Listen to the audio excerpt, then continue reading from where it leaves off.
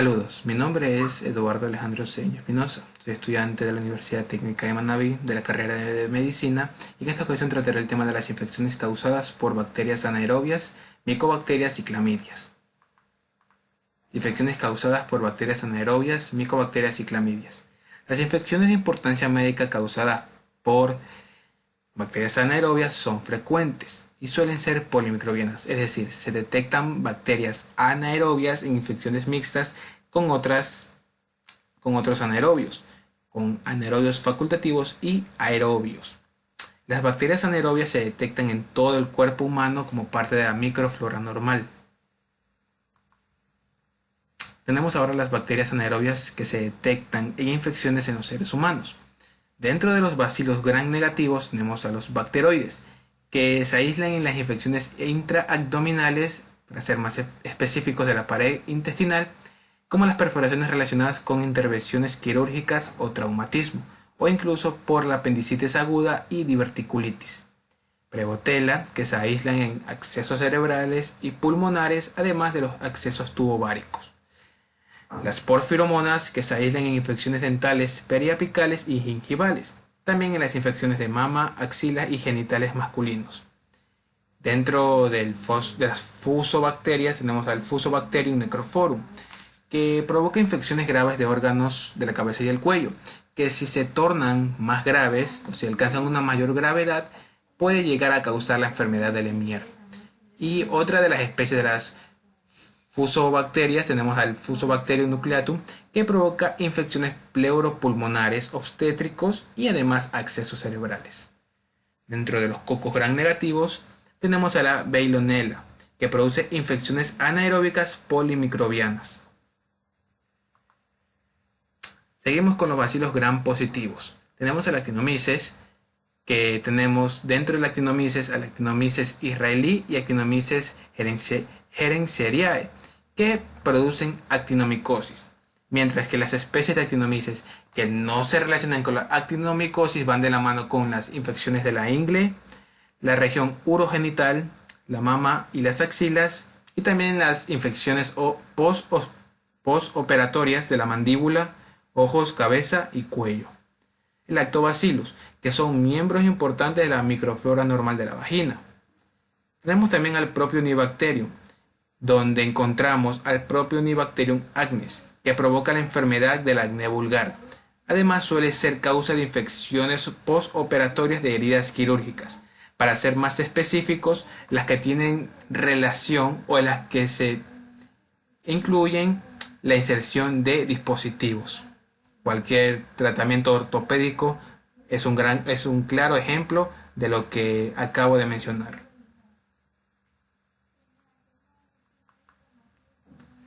Continuando con los bacilos gram positivos, tenemos al Eubacterium Egertella, Bifidobacterium y Arachnia, que causan infecciones mixtas relacionadas con la microflora bucofaringea o intestinal.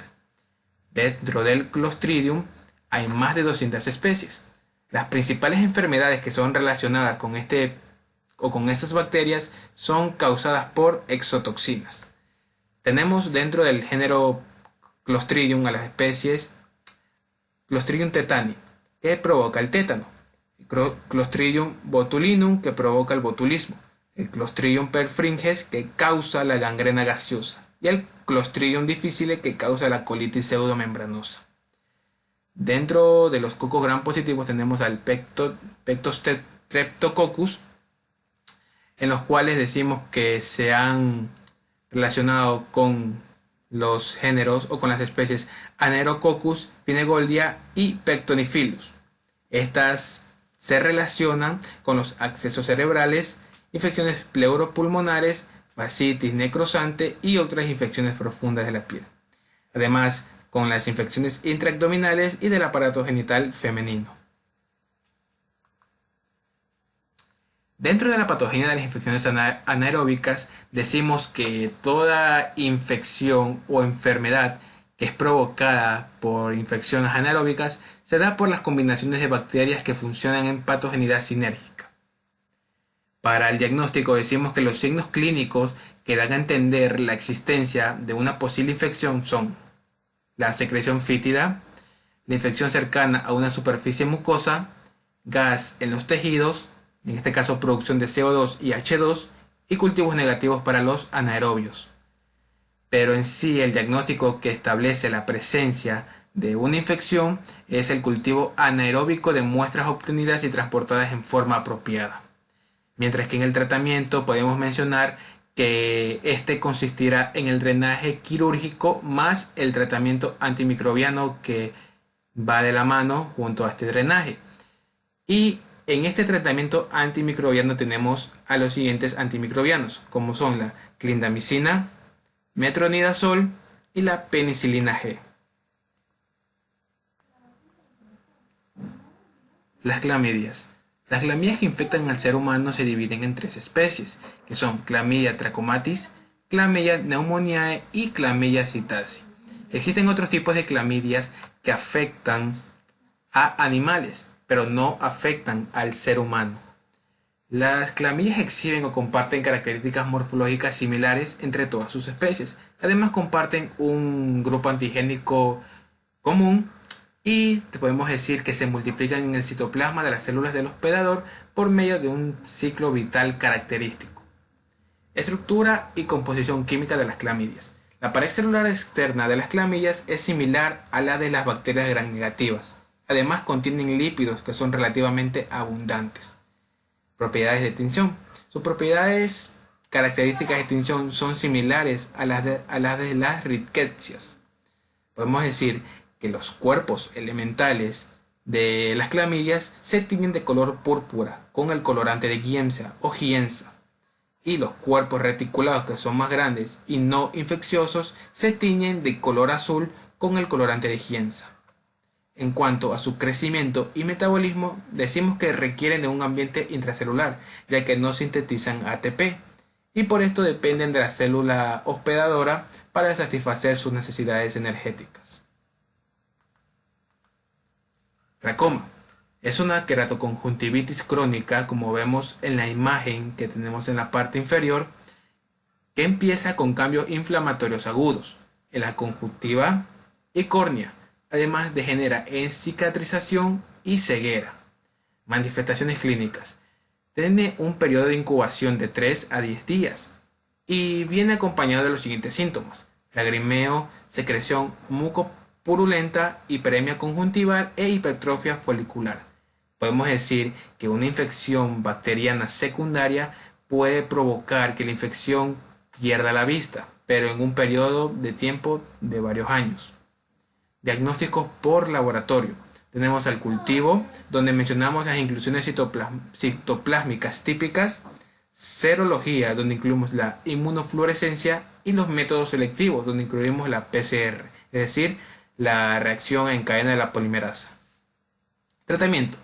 El tratamiento en masa con la acitromicina disminuye tanto la infección como la enfermedad clínica de manera considerable.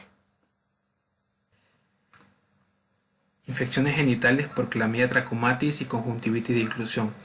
En los varones con una vía sexual activa, la Clamidia trachomatis va a producir uretritis no gonocócica y en ocasiones epididimitis. Y en la mujer va a ocasionar uretritis cervicitis y enfermedad inflamatoria pélvica. Esto va a ocasionar que se provoque una infertilidad y que se predisponga del embarazo ectópico. En ocasiones las secreciones genitales de los adultos infectados son inoculados por esta misma persona en la conjuntiva. Esto precisamente es lo que va a producir la conjuntivitis de inclusión. Clamidia trachomatis y neumonía neonatal. De los recién nacidos que son infectados por su madre, entre 10 y 20% presentan problemas respiratorios que culminan en neumonía. Por esto mismo decimos que la Clamidia trachomatis es la causa más frecuente o de las causas más frecuentes de la neumonía neonatal. Tenemos el linfogranuloma venéreo, enfermedad venérea, valga la redundancia, caracterizada por la aparición de adenitis inguinal supurativa. Clamidia pneumoniae e infecciones respiratorias. Su único hospedador va a ser el ser humano. Se acompaña de problemas de las vías respiratorias, tanto superiores como inferiores, y con frecuencia se trata de faringitis, mientras que otras veces va a tratarse de sinusitis y otitis media. Por último tenemos a la Clamidia psittaci y citacosis. El término citacosis se aplica a la enfermedad por Clamidia psittaci en seres humanos, adquirida por el contacto con aves, y además a la infección citaciforme, mediante pericos, periquitos, cacatúas, etc. Patogenia y patología. El microorganismo va a ingresar por el aparato respiratorio.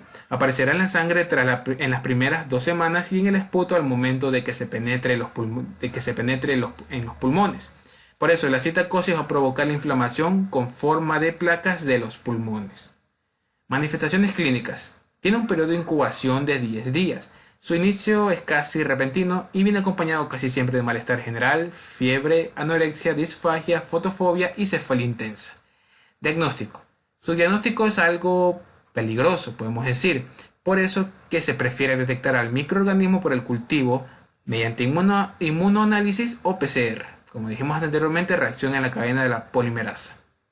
Y el tratamiento, la citromicina, claritromicina y eritromicina o incluso la doxiciclina en adultos va a ayudar al alivio, mejor dicho, va a ayudar al alivio de la mayoría de infecciones provocadas por la Chlamydia psittaci, pero no a todas. Bueno, esta ha sido toda la exposición en el día de hoy. Muchas gracias.